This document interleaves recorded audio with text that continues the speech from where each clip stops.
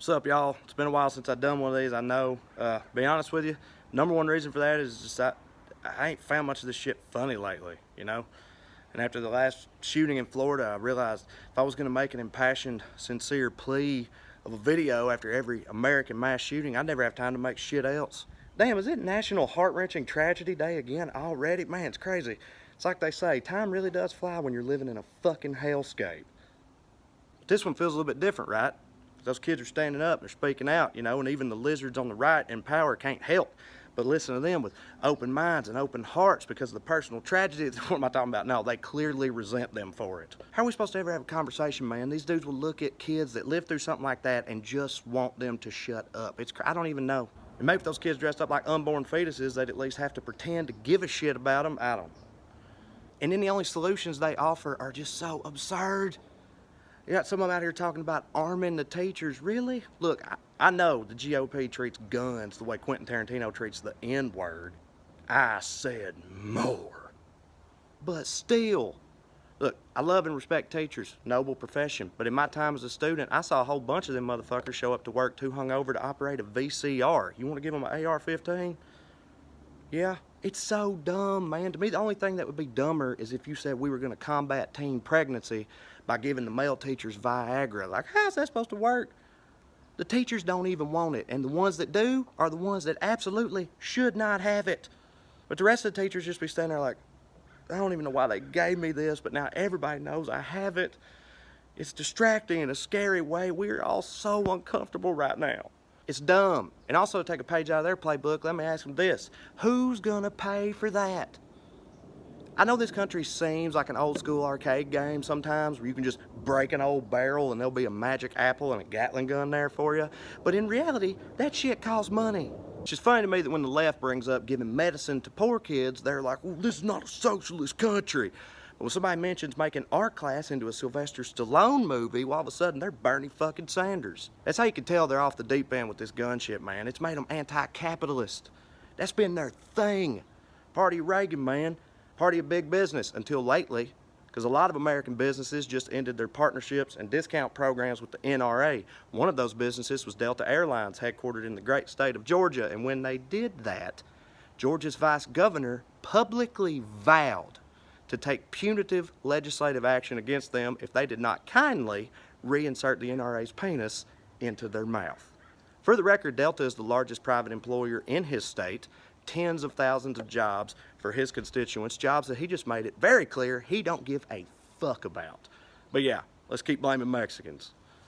It's unreal. They are literally saying, you will do what we say to do, think what we say to think, feel what we say to feel, and if you don't, we'll punish you for it. That is fascism. But I'm not that worried about it because of my total confidence in their total stupidity. They can't pull that shit off, man.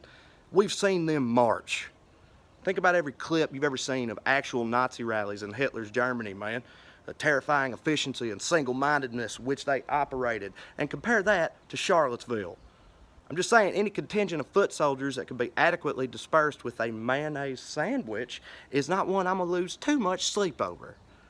But that don't make their thought process any less shitty, though. Which brings me to my last thing. So in Florida, most of their criticism is focused on law enforcement, FBI, and at the local level, but you know, that makes sense. I mean, it's like they themselves say in one of their most popular slogans, Blue Lives Matter, unless it's narratively inconvenient, in which case, fuck them too, rolls right off the tongue. But I'm not even talking about the criticisms, I'm talking about what they say they would have done instead. President Trump said that he knows that if he would have been there, he would have rushed into action whether he had a weapon or not. Okay. First of all, the only rushing that motherfucker does is when he bites the pillow for Daddy Vlad. But secondly, he has a track record here. He dodged the draft. We know that. There were people with guns. He got called to action, and instead of rushing in, he decided to focus his time on slapping gaudy buildings with his name and slapping gaudy immigrants with his dick. So miss me with that shit. That's the thing I hate the most about their hypocrisy, is how brazen and unapologetic it is. They don't even pretend to not be hypocrites anymore, man. We support law enforcement unless we can scapegoat them. We support big business unless those businesses try to do some queer shit. There's no money in the budget for public schools unless you want to spend it on murder machines. Think of the children, not the dead ones though, and we are the heroes in this story. if you ignore all the obvious, explicit parallels to the greatest villains the world has ever known. But despite all that, lately, because the actions of these kids and these companies and the people that support them, I'm starting to have hope again, you know? Hope that maybe, after decades of these motherfuckers' words writing checks that their actions can't cash, that maybe, finally, the bill is about to come due. So keep posting, keep hollering, keep protesting, keep fucking voting, and we can win this thing. And if you ask me, there aren't many victories more sweet than taking these assholes out without ever firing a shot. What's up, y'all? Thanks for watching, like, and subscribe, all that. I was going to write something on that, but I'm too dumb to remember to buy chalk, so it's just there. But I was going to put this right here, website, wellreadcomedy.com. Find tickets on there. Come see us live. I promise you will love it. If you're in Southern California, come to Largo on March 1st. Those shows are always unreal, packed with special guests. They're crazy. If you're not around here, come find us on the road. Come out and see us. We love you like chicken. We want to see you. We want to meet you.